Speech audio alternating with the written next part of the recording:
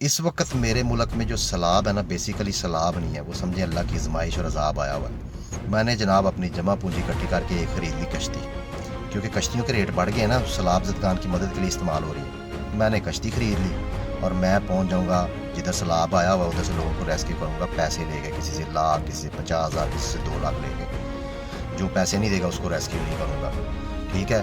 اور پھر کوشش ہوگی، دلی خواہش ہوگی کہ اور مزید علاقوں میں بھی سیلاب آئے، مزید لوگوں کو ریسکیو کر کے میں مزید پیسے کما سکوں۔ پھر ان پیسوں سے میں جب سیلاب ختم ہوگا، پیسے اکٹھے ہو جائیں گے، میں ان سے اپنا عالیشان گھر بناؤں گا، گاڑی خریدوں گا، کاروبار کروں گا۔ پھر اگلی دفعہ سیلاب آئے گا تو پھر میں کشتی لے کے مدد کرنے نہیں پوچھوں گا، کیونکہ میرے پاس پیسے ہیں، گھر ہے، کاروبار ہے۔ پھر میں دیگیں پکوا کے کھانا پہنچاؤں گا ان لوگوں کو، ساتھ ویڈیو بنے گی، ساتھ بتاؤں گا میں ان کی مدد کر رہا ہوں، لوگوں کے دل میں میری عزت اور بڑھ جائے گی۔ پھر وقت آئے گا کہ سیلاب اس جگہ آ جائے گا جدھر میرا عالیشان گھر اور کاروبار ہے، پھر سارا کچھ اس میں بہ جائے گا۔ پھر میرے پاس وہ کشتی والا آئے گا، وہ کہے گا، میں کہوں گا میں اپنے خاندان کو لے کے بیٹھا ہوں، میں ریسکیو کر لوں، کہے گا پیسے دو، اتنے پیسے لگیں گے۔ تو میں کہوں گا کہ یار میرا ہر چیز زندگی کی جمع پونجی بہ گئی ہے، میرے پاس کھانے کو، روٹی اور پینے کو، پانی لینے کے تک کے پیسے نہیں، میں تمہیں پیسے کہاں سے دوں؟ کہتا پھر میں جان نہیں بچاؤں گا، میں اس کی بچاؤں گا جو پیسے دے گا۔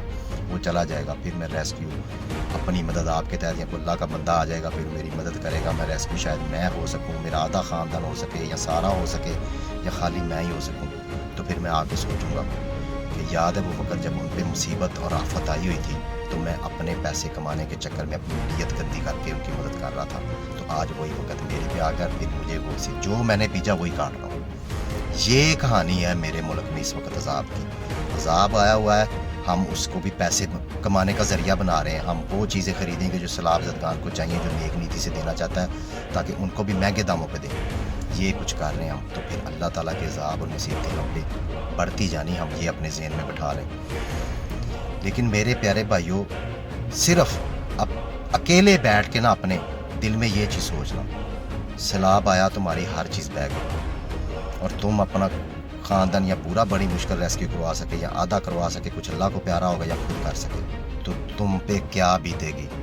صرف اس چیز کو سوچنا کہ وہ مصیبت تم پہ آئی ہو، کل اس پہ آئی ہے تو تم پہ بھی آ سکتی ہے۔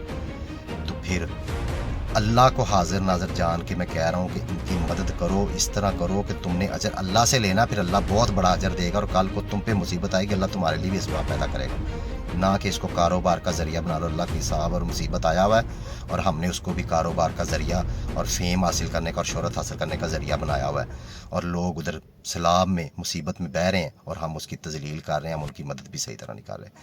ان کو مسلمان بھائی سمجھ کے، پاکستانی بھائی سمجھ کے ان کی مدد کریں، خدا کے لیے یہی ہمارے لیے بہتر ہوگا، پھر ہی اللہ تعالیٰ ہم سے عذاب ختم کرے گا، ہماری دعا بھی پوری ہوگی۔